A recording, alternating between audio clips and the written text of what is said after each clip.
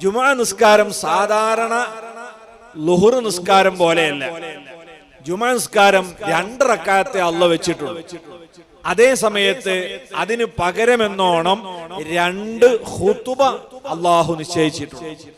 ആ ഖുതുബയും നിസ്കാരവും ഒക്കെ അല്ലാഹു റസൂലും പ്രത്യേകമായ ഒരു ഇബാദത്തായി നിശ്ചയിച്ചു എന്നതുകൊണ്ട് അവരെങ്ങനെയാണോ അത് ചെയ്ത് കാണിച്ചു തന്നത് അതേ രീതിയിൽ തന്നെ ചെയ്യണം. ജുമുഅയുടെ ഖുതുബ അത് കന്നഡ ഭാഷയിലേക്കാക്കാൻ പറ്റുമോ? മലയാളത്തിലേക്കാക്കാൻ പറ്റുമോ? പറ്റില്ല. അറബി ഭാഷയിൽ തന്നെ ആവണം. എന്താ കാരണം? അത് പ്രത്യേകമായ ഒരു ഇബാദത്താണ്. ഉദാഹരണം പറഞ്ഞാൽ സാധാരണ ഈ പ്രസംഗം പോലെയല്ല. ഈ പ്രസംഗം എനിക്ക് മലയാളത്തിൽ പറയാം.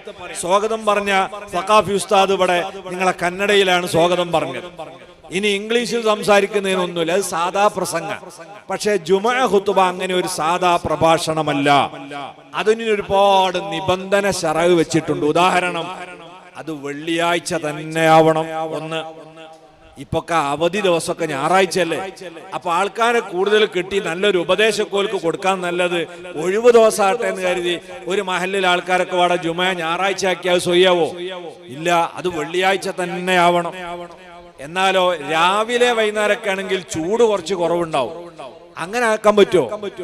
ആൾക്കാർക്ക് ഒരു ഉപദേശം കിട്ടണതല്ലേ, അത് എല്ലാരും പങ്കെടുക്കാൻ പറ്റിയ ഒരു സമയമായിക്കോട്ടെ, അത് പറ്റൂല്ല. അത് ളുഹറിന്റെ സമയത്ത് തന്നെ ആവണം. നട്ടുച്ച നേര ളുഹറിന്റെ സമയത്താവണം. ഇനി പല പള്ളിയിലും ആൾക്കാർ ജുമുഅക്ക് എത്തിപ്പെടുന്നത് ഖുതുബ ഒക്കെ കഴിഞ്ഞ് നിസ്കാരം തുടങ്ങാനാവുമ്പോഴേക്കാ. നമ്മൾ ആ ഖുതുബ നിസ്കാര ശേഷാക്കുക.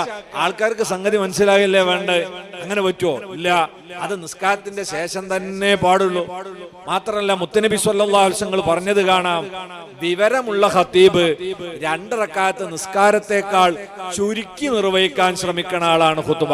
അപ്പൊ ഒരു നെടുനീളൻ പ്രസംഗമല്ല ഖുതുബ, ചെറിയ പ്രസംഗാണ്. അതിനെ 2 എണ്ണാക്കി ചെയ്യുകയും വേണം. ശറഅ് പ്രത്യേകമായ രീതിയും രൂപവും വെച്ചതാ. ഈ പ്രസംഗം നടത്തുന്ന സമയത്ത് എനിക്ക് ഒളു ഉണ്ടാവൽ ഷർത്തില്ല. ഇതിനു വേണ്ടി ഔറത്ത് മറക്കലും നിർബന്ധമല്ല. ഔറത്ത് പൊതുവിൽ മറക്കൽ നിർബന്ധമേ ഉള്ളൂ. അതേപോലെ തന്നെ ഈ പ്രസംഗം നടത്തുന്ന പുരുഷൻ തന്നെ ആയിരിക്കണം. ജുമുഅ ഖുതുബ ആര് നടത്തിയാൽ പറ്റൂല, പെണ്ണ് നടത്തിയാൽ പറ്റൂല, ആണ് തന്നെ ആയിരിക്കണം.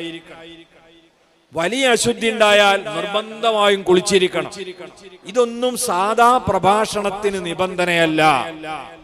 അതേപോലെ ഈ പ്രഭാഷണം അല്ലെങ്കിൽ ഈ ജുമുഅ ഖുതുബ അത് അറബി ഭാഷയിൽ തന്നെ ആയിരിക്കണം.